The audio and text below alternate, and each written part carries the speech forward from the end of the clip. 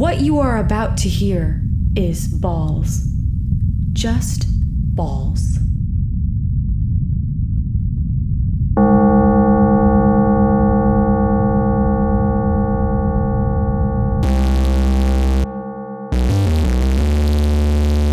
Hello and welcome to the Kakos Industries corporate shareholder announcements.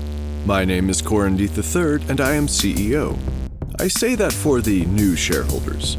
For the old shareholders, I say, my name is Corin III and I am CEO at Kakos Industries. You probably knew my grandfather. Oh, you can just turn up your radio if you're having trouble hearing. Or you could opt to have your announcements beamed directly into your brain. It's experimental, yes, but we want to make sure we can meet everyone where they are without judgment. Maybe a little judgment, but those judgments will be on little stuff like your haircut, who you keep as friends, and your political ideologies. Nothing major. Today's broadcast is coming to you from the Crypto Creepies brand Talking Bernice doll. The Bernice doll has glass eyes fixed in an expression of subtle horror. The Bernice doll has delicately painted features, rosy cheeks, a spattering of freckles. The Bernice doll is dressed in carefully sewn garments reminiscent of styles long past. Green plaid. She wears handcrafted shoes made from the finest materials, and when you pulled the string hanging from her back, you started to hear my voice. No, this isn't a pre-recorded message. It's live like most of these announcements, but we wanted you to feel like you had cued my speaking. That's why we set the antenna running the length of the doll's body to start picking things up when you pulled the cord. I don't have too many details about the quality of audio here to go on, but the paperwork says, and I'm quoting here, "It's very scary. Just really scary." Are you spooked, shareholders? Our division of creepy-ass children's toys has been working with Crypto Creepies for a while on this, and we are pleased with the result. Her stare is haunting. She is definitely the type of doll you don't want to turn your back on. I mean, we didn't program her to do anything. In fact, there's no computer technology at all except for the sound processing. But she's still unsettling all the same. Perhaps there is something else at work there. I cannot say for certain. I can say that the images on the paperwork have this doll in a number of active poses which might indicate motion or a predilection for murder. But that could just be good marketing. You probably have nothing to fear, like always.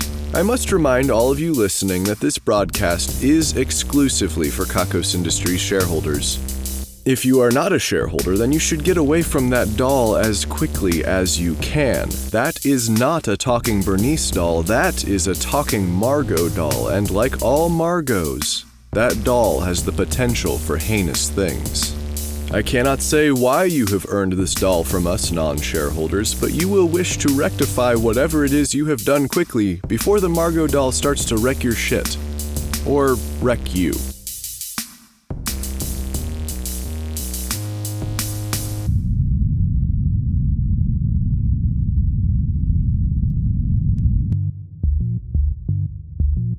Recently, we had the Festival of Innovation. We kicked off the festival by having a large robot battle, like you might expect from the Technology Festival, which would have ordinarily taken place at this time were it not preempted. Last year's winner, Trevor's Robot Garage, brought a robotic ball of dicks. They were destroyed first by everyone. Apparently, their victory last year was a bit of a sore spot. To make a long story short, Thorgonus and Giant-Ass Robots developed independently two robots that somehow miraculously had new and innovative sexual organs that matched up perfectly. It switched quickly from a robot fight to robot sex. Like always. After last year's robo-sexually transmitted diseases, there was some robo-protection in use. I didn't know that existed, but there it was. We didn't get the scene of carnage and broken robots that we were hoping for. Instead, we got a bunch of exhausted robots laying side by side with chests heaving. You ever just think that maybe these engineers need to get a room, like maybe just fuck each other so we can see robot violence? Just a thought. Having no idea who won, we just gave everyone a ribbon. We had the robot fight first because we were still working on our next big innovation in evil, which the new book of rules required. But we got it done, under the wire, but done all the same. We released in a small beta test an app that allows you to find other people to do evil with. You're given a picture of the person, usually doing some sort of evil pose or maybe wearing some evil clothes or makeup, and you have the option of saying yes or no to that person based on that photo. There's a description too, but our data shows that no one is reading it. We call the app Eviler with no E before the R. The beta testers have been having an amazing time with this app. Some people have gotten together to destroy their enemies. One pair even took over a small country. It's not on any maps yet, but they did take it over. Another pair has even set about increasing evil worldwide with an elaborate set of tripwires. Just knocking people on their asses. It's all evil, of course. That being said, the majority of users have been using the app as a way to hook up. There are other apps for that, but I suppose it's comforting to know that the person you're about to meet is definitely evil. It takes the guesswork out. The app has a built-in camera tool to report back to us here at Kakos Industries with the evil that you're all doing out there. Please stop sending us pictures of you having sex. We're all really happy for you. We are. Just stop sending us the pictures. And go do some evil when you're done. You know, non-sexual evil. You freaky monsters. Anyway, this new technology was enough to satisfy Helga. She's really difficult to work with.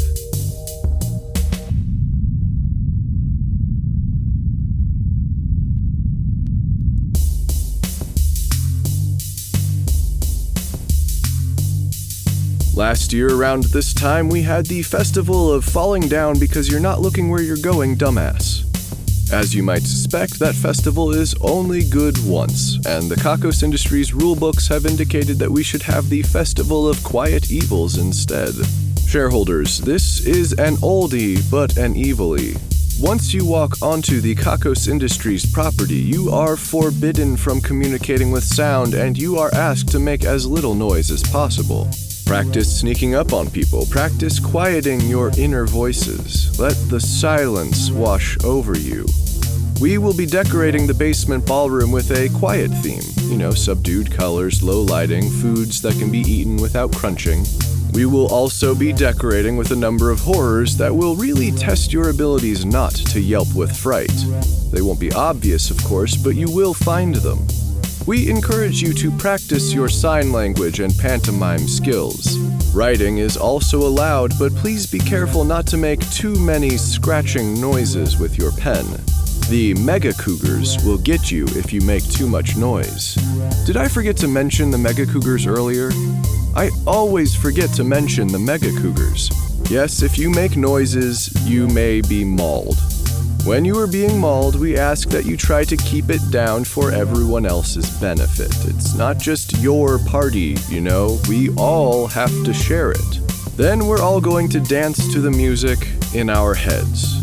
We'll be sure to get a song stuck in your head before you arrive.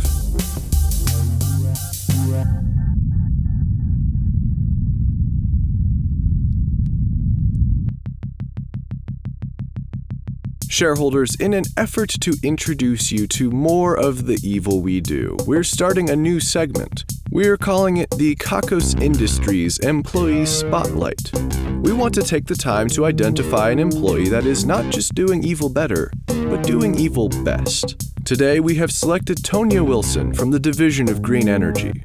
I'm told that Tonia led her team to successfully develop a way to run an engine on blood. This is excellent news because we at Kakos Industries have a lot of blood that we should probably try to get rid of.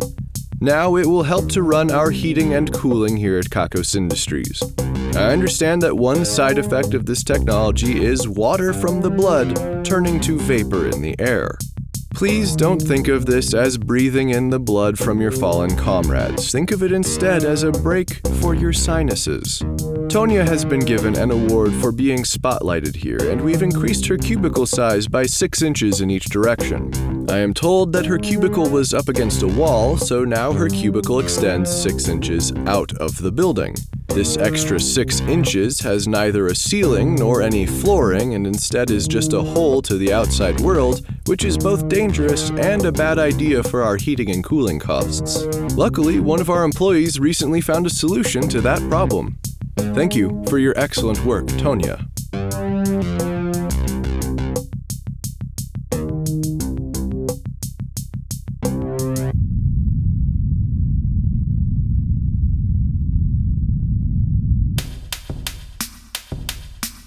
Speaking of employees who deserve a commendation, I would like to remind you all that Grace Rule has been replaced by a woman named Helga, and I am not at all happy about it. She has a similar demeanor and she takes the job just as seriously, but she keeps making me follow rules I don't like, and I don't like that. The other day she grabbed my hand because apparently I'm only allowed to slap my underlings twice each per day. What would a third slap have really done, Helga? Would it have broken Kakos Industries? Would we suddenly not be any good at making money or evil? Your rules are nonsense. Grace never kept me from slapping employees. Or maybe she did, I can't remember. Also, Helga won't let me skip meetings that I don't want to go to. I mean, I go to all of my meetings anyway, but do I need an escort? I don't, Helga. I'm a grown man and I can handle my business. She also makes me drink water to stay hydrated, like I can't keep track of my own fluids. I miss Grace. Grace was the best.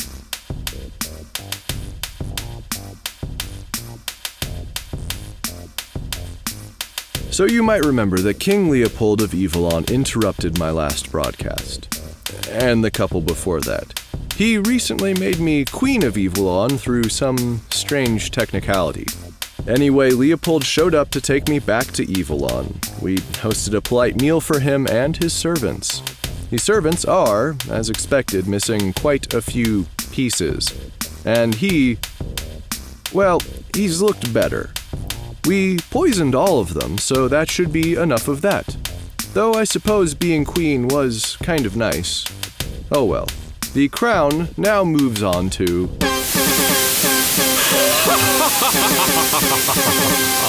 Corin! Oh, what the hell? I poisoned the shit out of you. Most of my organs don't work right, Corin. It has to do with all of the handsome inbreeding. Your poison slid right through me. You did kill all of my servants, however. Why can't I kill you? Because you secretly harbor feelings for me. Admit it, Corin. This has always been a requited love. You just can't say so because of your responsibilities. What can I do to get out of this? Well, if you mean the marriage, there is a bit of a snag there. Evilon law dictates that any attempts on the king's life before the marriage can be consummated annuls the marriage. Hooray! Leave me alone. I can never do that, Corin. There's too much blood on my hands now. I've consumed too many servants. This has to be worthwhile. Oh, my royal jelly sac has been perforated. The stabbing has spread to my internal organs. Leopold, are you okay? Leopold. I would really like to believe he's dead, shareholders. Leopold, I've changed my mind. I would love to be with you for eternity, no matter how many servants you have to steal body parts from. Well, shit. That might be that. No time for grieving. Let's move on, shareholders.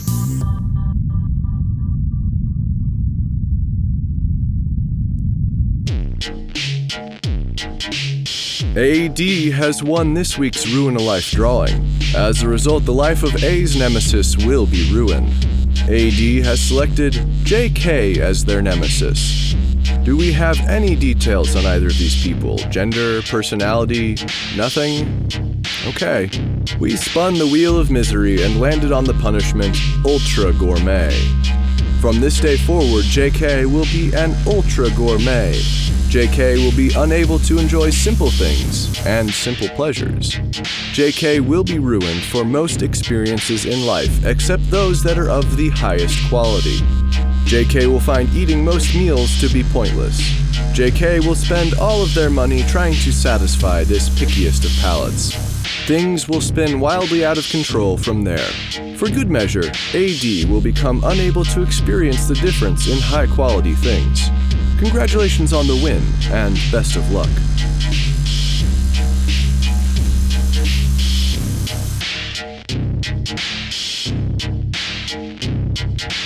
They say that evil is always there for you when you need it most, and also when you don't want it at all. This is things we're taking credit for now. Please remember that Kakos Industries is just unimaginably large, and that a lot of the things we do, we just simply can't know about.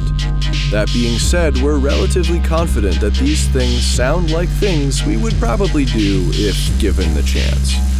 This week we're taking credit for people who still use typewriters, people who still have landlines, and people who hold on to antiquated ideas about propriety. If you happen to disagree with anything we've taken credit for, then you might just have a Margot doll after all.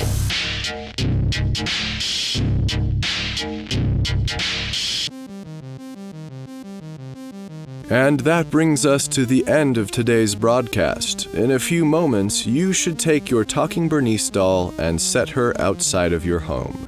She'll find her way back to us. I mean, we'll come get her. She can't walk or do anything on her own. Obviously, she's just a doll.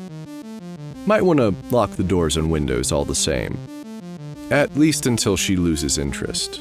The numbers are next. Please be warned, these numbers have been known to cause fires. Until next time, shareholders.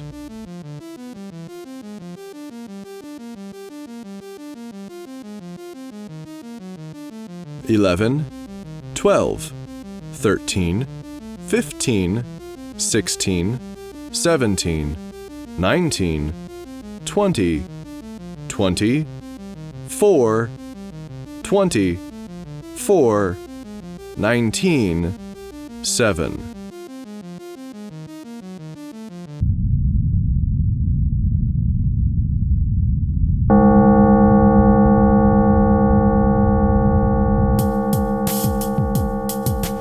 Kakos Industries is written and produced by Conrad Mishuk, who is also the voice of Corin Deeth.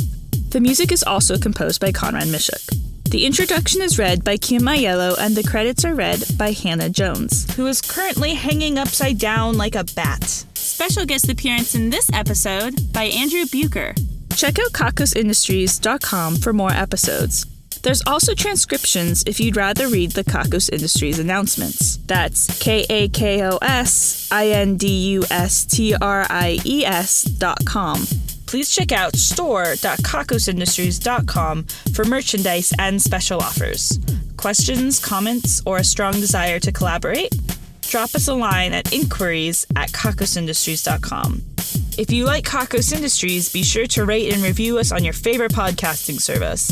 And connect with us on Facebook, facebook.com/Kakos Industries, Tumblr, kakosindustries.tumblr.com, and Twitter @Kakos Industries. Special thanks to Patreon patrons Ian Kroll, Dan Shumway, Patrick Green, Renee Stein, Courtney Campbell, Elizabeth Craik, and Vale Victus. Our Patreon patrons are the best. If you want a thank you in the credits or other great rewards that help to keep this show running, please head to kakosindustries.com/Patreon.